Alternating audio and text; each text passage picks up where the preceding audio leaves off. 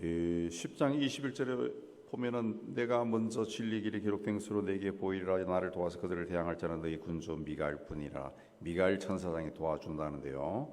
내가 그랬습니다. 내가는 주님을 이해합니다. 1절에서도 내가 다리오 원년에 일어나 그를 도와 그를 강하게 하는 일이 있었느니라 그랬습니다. 주님이 세상 역사를 주관하신다라는 것을 보여줍니다. 2절에 내가 참된 것을 내게 보이리라. 참된 것은 앞으로 일어날 일, 반드시 일어날 일을 이야기합니다. 그래서 참된 것, 진실을 보여준다. 앞으로 일어날 일, 한 200~300년 후에 일어날 일인데, 바사에서 새 왕이 일어날 것이요. 바사에서 새 왕이 일어나서 한 40년 정도 지나갑니다. 그 후에 넷째는 그들보다 심히 부유할 것이요. 넷째로 나온 사람이 에스더서에 나오는 아수에로 왕입니다. 아수에로, 크세스라고 하는 아수에로인데, 이때는 페르시아의 전성기입니다. 전성기. 부와 건세가 대단해서 한번 잔치를 열면 180일 동안 잔치를 열고 금으로 만든 의자에 앉아서 사람들이 잔치를 즐겼고 금으로 만든 잔에 술을 따라 먹었다. 그렇습니다. 부가 페르시아 제국이 세계를 정복하면서 그 부가 어마어마했던 겁니다. 그래서 그 부로 100만 대군을 이끌고 그 헬라를 침공해서 살람이라 하는 곳에서 전투에서 이깁니다. 근데 그 전쟁에 너무 많은 이 국력을 낭비해서 망하게 되죠. 그래서 그 2절이 그겁니다. 그가 그 부유함으로 강해진 후에 모든 사람을 충동하여 헬라 왕국을 칠 것이며, 그 나라가 망하는데 장차 한 능력 있는 왕 알렉산더가 왕이 일어나서 이 헬라 제국이 이제 페르시아를 멸망시켜 버리죠.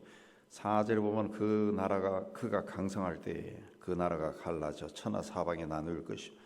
알렉산더는 그 33살에 죽습니다. 가장 짧은 나이에 세상을 정복했지만은 죽고 난 다음에 그 나라가 부하들 장군 4명에 의해서 4곳으로 나눠집니다. 나라가 뽑혀서 다른 사람이 돌아간다. 그렇습니다. 5절 남방왕이 강하다. 알렉산더가 죽은 후에 남방왕은 애굽입니다. 이집트를 가리킵니다. 가장 유능한 장군이 이제 이집트를 먹었는데, 그 북쪽의 그 군주들 중 하나는 그보다 강하여 권세를 떨치리니 그렇습니다. 그 위에 있는 그 친구가 그 바벨론 총독으로 임명이 있었던 친구가 이제 다른 세력에 의해서 쫓겨나서 애굽으로 피신합니다. 피신해서 그 친구를 도와줘요. 남방왕이 군주 중 하나를 도와주는데, 도와서 다시 이 군주 중 하나가 북방의 시리아의 왕이 됩니다. 시리아의 왕 셀루커스라고 하는 왕조가 됩니다. 이 왕이 세력이 점점 강해져서 나중에 애굽을 먹어버립니다. 애굽을 먹어서 몇 해 후에 그들이 서로 단합하여 남방왕의 딸이 북방왕에게 가서 하친할 것이다. 그 북방왕의 세력이 커지니까 남쪽에 있는 왕의 딸이 결혼합니다. 위로 올라가서 이제 결혼하죠. 결혼하는데 그 북방왕이 죽어요. 죽으니까 이제 본처가 이제 또 들어오는 겁니다. 들어와서 그 애굽에서 온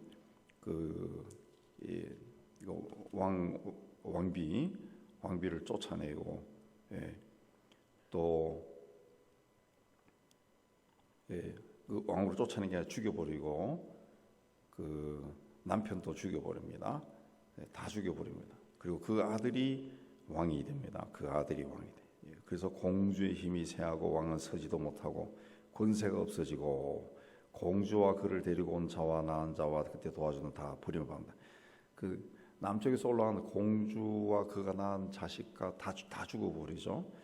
그러나 7절 그 공주의 본족에서 난 자 중에 한 사람이, 그 친정이죠. 친정에서 그 친정 오빠가 애굽의 왕이 되었는데, 그 왕이 이제 북쪽으로 올라와 복수를 한 겁니다. 그를 이기고 8절에 모든 것을 빼앗아 애굽으로 가져갔다. 그래서 그다음에 9절 9절에 북방 왕이 남방 왕국으로 쳐들어갈 것이니 자기 본국으로 물러가리라 그랬습니다.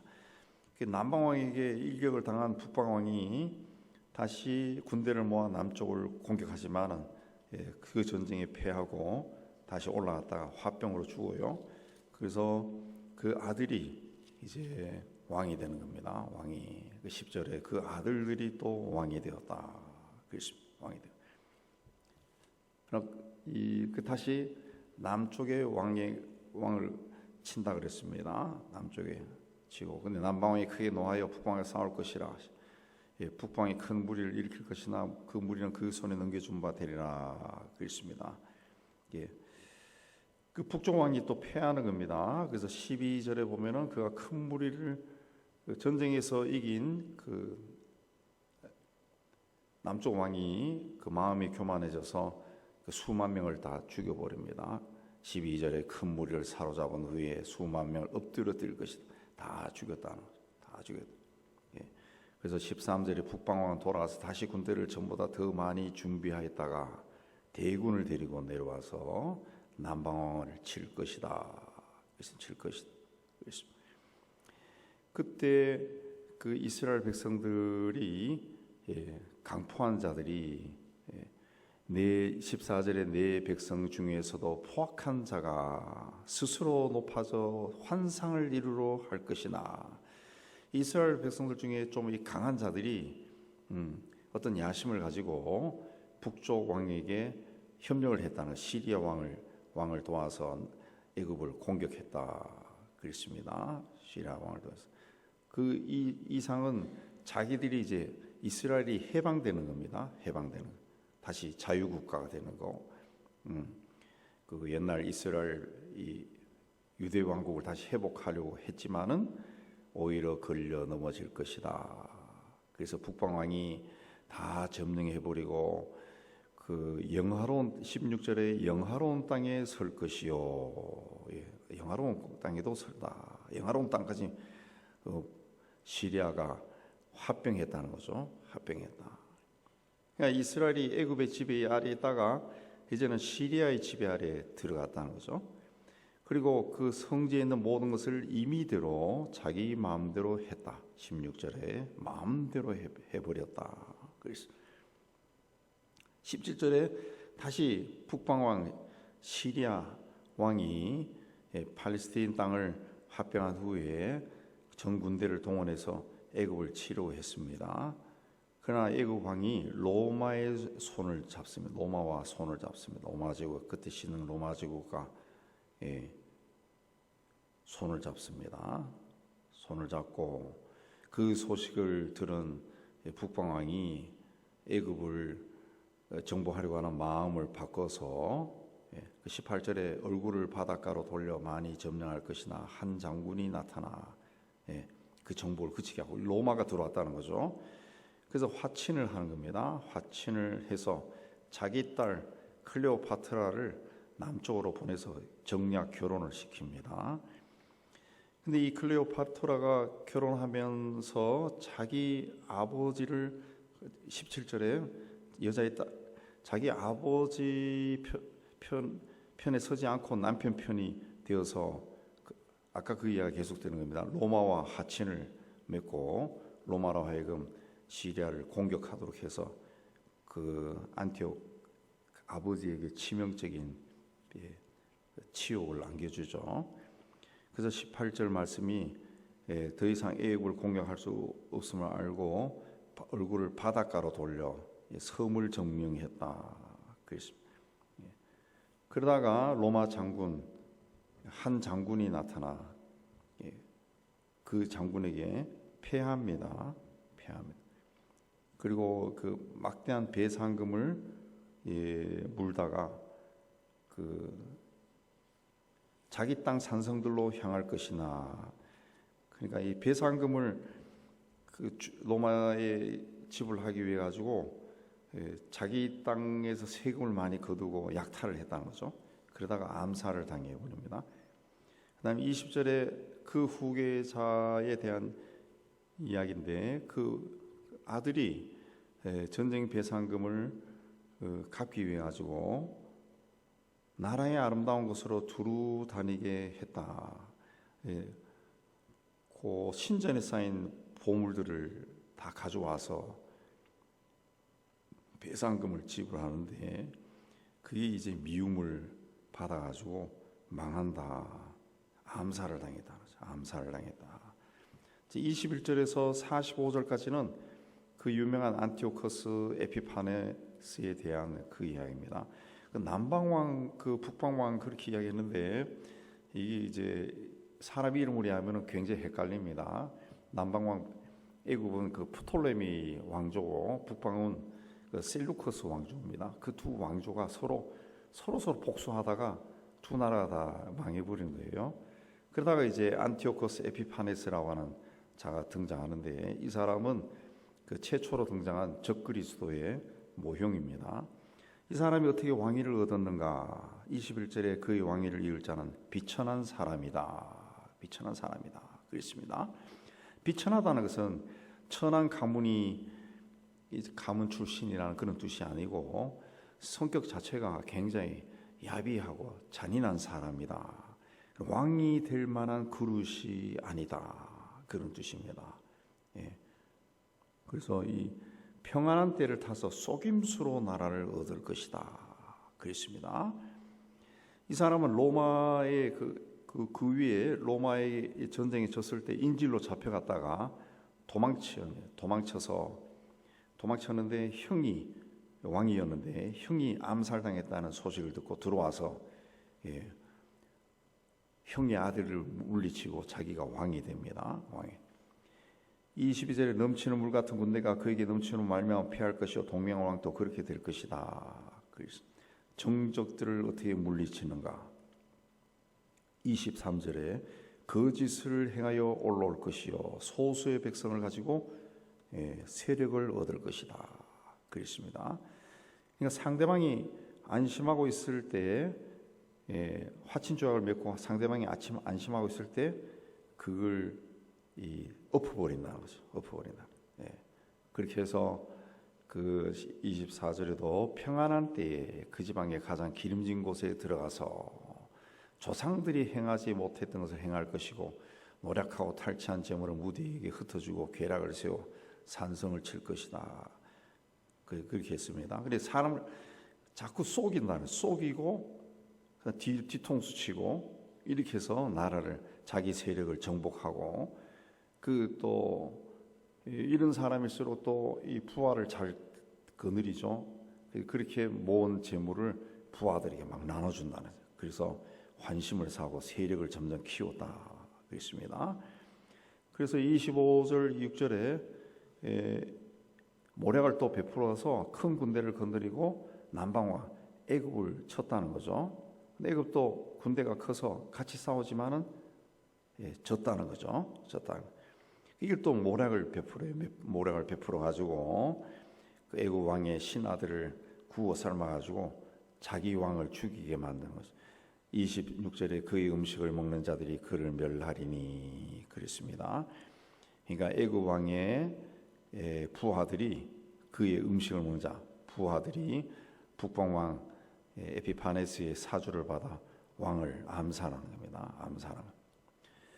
그래서 27절에 이는 아직 때가 이르지 이 두 왕이 마음에 서로 해하고자 한 밥상에 앉았을 때 거짓말을 할 것이다. 이 일이 형통하지 못하는 이는 아직 때가 이르지 아니하였으므로 그 일이 이루어지지 아니할 것이다. 그렇습니다. 그 평화 조약을 맺지만은 속은 숨기고 있다는 거죠. 자, 끊임없이 남쪽과 북쪽이 전쟁을 했는데 원인이 복수심이고 권력입니다. 권력. 어떻게 하면 내가 저 나라를 차지할 수 있을까? 어떻게 하면은 그 이전에 그 우리가 당했던 것을 보복할 수 있을까? 이걸로 계속 전쟁을 한 겁니다. 28절에서 45절까지는 이스라엘과 관련해서 행한 악한 일을 기록해 놓았습니다. 이 사람 통해서 앞으로 등장하는 적 그리스도가 어떻게 행동하는가 이제 짐작할 수 있는데 북방왕이 많은 재물을 가지고 본국으로 돌아간다. 마음으로 거룩한 언약을 거스리고 마음대로 행하고 본토로 돌아가지만은 작정한 기한이 지나면은 다시 나온다. 그래서 또 전쟁한다는 거죠.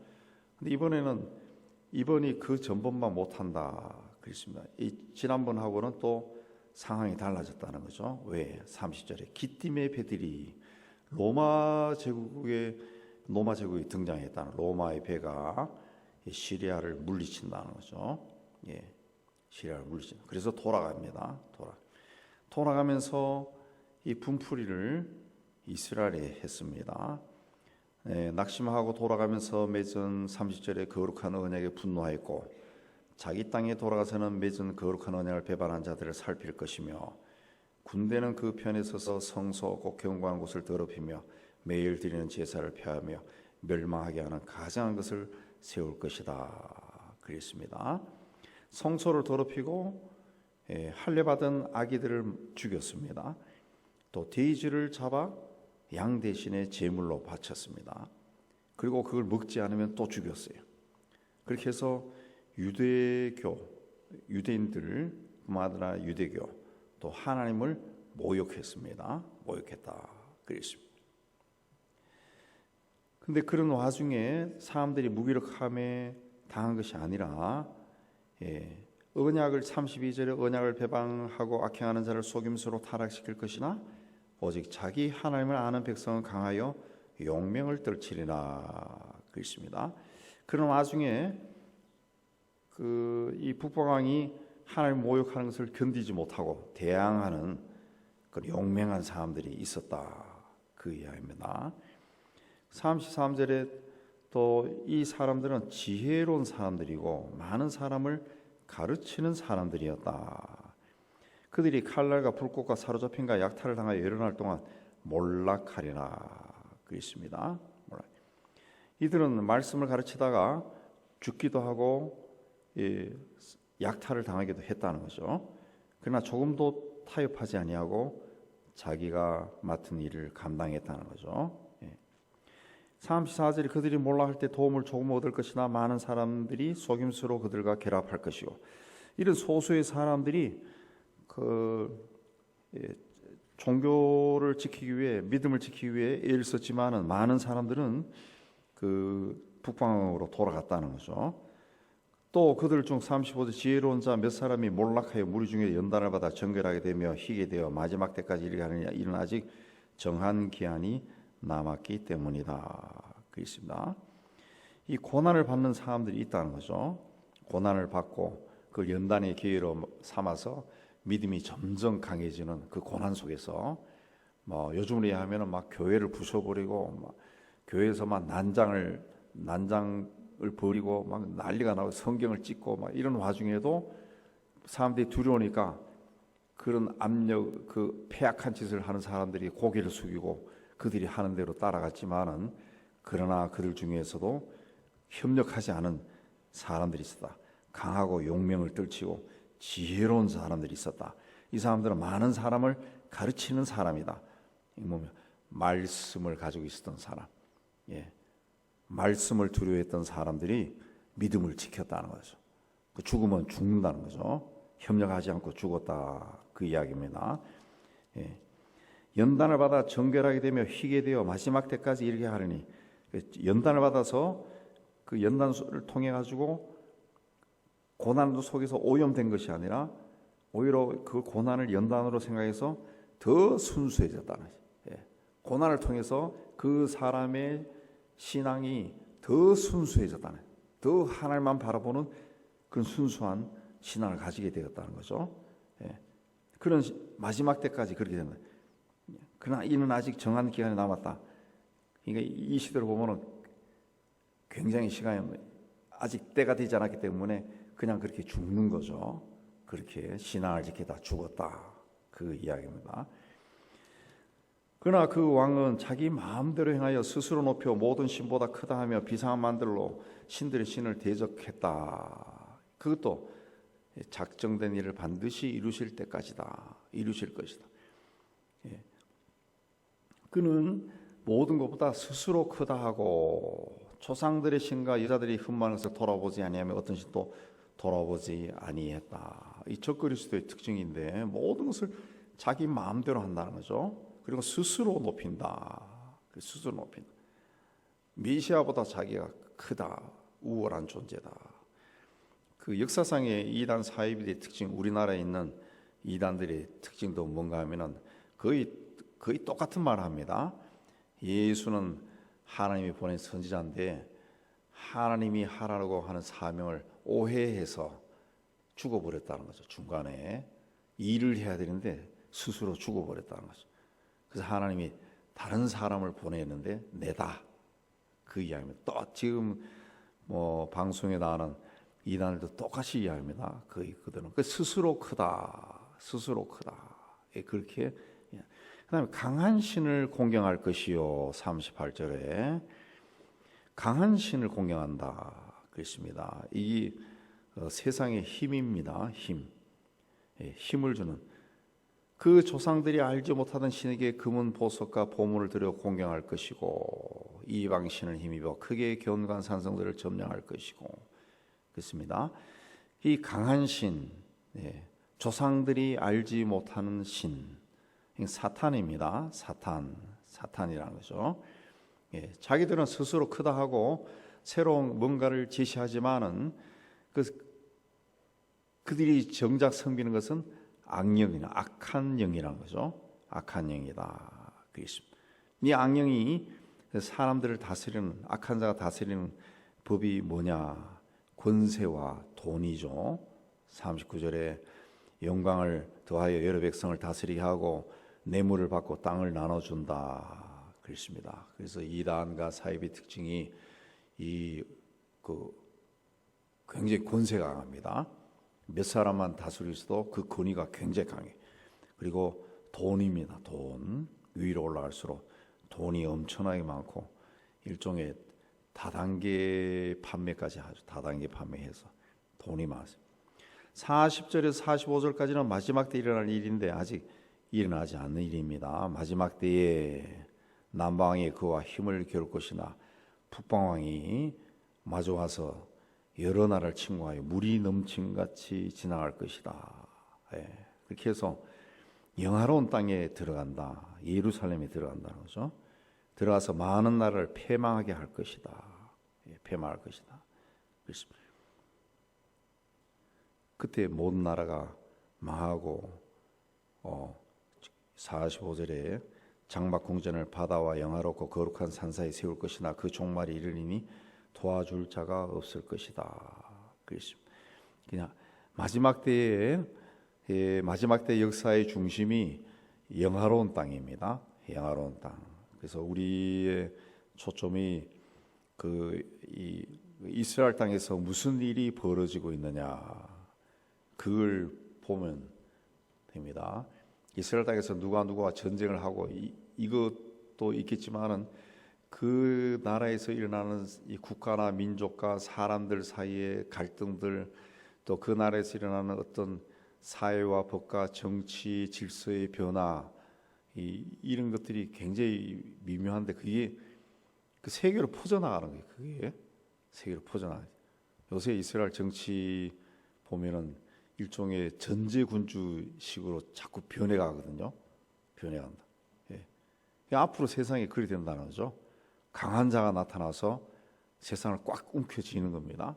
움켜쥐는 그런 세상에 올 것이다. 그렇습니다. 11장은 굉장히 역사적인 그 기록들하고 기록입니다. 역사적인 기록인데 다니엘 시대는 없었어요. 다니엘이 죽은 후에 200~300년 후에 일어난 일을 예언으로 본 겁니다. 근데 그게 그 후에 일어난 역사와 비교하니까 너무 딱딱딱 들어맞는 그 이야기입니다. 그래서 이 다니엘서가 이제 전경에 포함되고 하나님의 말씀으로 이 마지막 세대도 굉장히 귀하게 취급을 받는 이유가 이 다니엘의 예언이 역사에서 너무 많이 이루어진 거예요. 또 앞으로 일어날 일도 다니엘에서 예언하고 있고, 그러니까 하나님의 말씀은 살아있다. 그렇죠? 살아있다는 것은 그때도 이루어졌고 지금도 이루어지고 앞으로도 이루어지는 말씀이다. 그죠? 내가 살아있다 그러면은 나의 과거도 있고 지금 여기서 있고 그 다음에 내일 또 내가 있는 거죠. 하나님의 말씀이 살아있다 라고 하는 것은 그렇게 우리의 삶에 영향을 끼칩니다. 이 살아계신 하나님 앞에 오늘도 간절한 마음으로 나가서 기도하며 하나님의 뜻을 알고 하나님이 기뻐하는 길을 걸어가는 여러분이 되시기를 주의 이름으로 축복합니다.